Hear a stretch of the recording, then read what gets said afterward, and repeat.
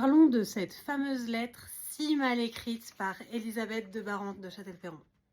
Pour ceux qui n'ont pas vu, un peu plus tôt dans la journée, j'ai posté des photos de cette lettre et d'une autre lettre que Élisabeth avait envoyée. Donc celle-ci a été envoyée à Margot, la femme d'Édouard, et Élisabeth est la mère d'Édouard. Et la deuxième lettre que j'ai postée plus tôt dans la journée, c'est une lettre qu'Élisabeth a écrite à Édouard pendant la Première Guerre mondiale. Donc on peut voir qu'elle écrit vraiment très mal. Et le défi, c'était est-ce que vous arriveriez à lire, à décoder ce qu'elle écrit? Ce qui est assez particulier, c'est que du coup, elle écrit dans les deux sens. Ce qui se faisait beaucoup à une époque, comme le papier était cher, ils l'économisaient et donc en écrivant dans les deux sens, ils économisaient du papier, tout simplement. Donc je vais vous lire ma transcription de cette lettre. Évidemment, elle est imparfaite, je n'ai pas réussi à tout décoder. Il y a 3 mots qui me manquent, donc n'hésitez pas si vous avez des idées sur ce qui me manque, je vous montrerai à la fin. Mardi 9 juin. Ma chère fille, votre courage soutient le mien dans ces jours d'épreuves si imprévus, injustifiés, invraisemblables.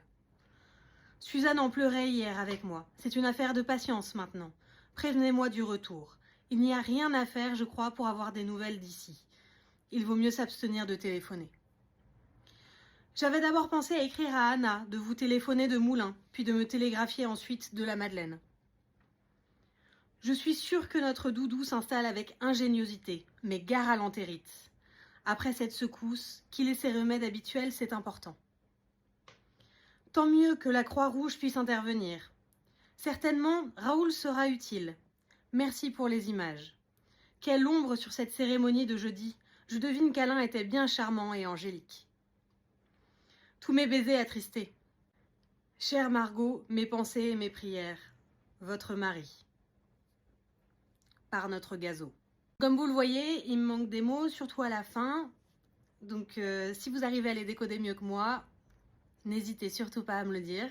Et demain, on va découvrir les nouveaux codétenus d'Édouard en prison qui sont Hans et Karl et qui apparemment sont très rigolos. À demain!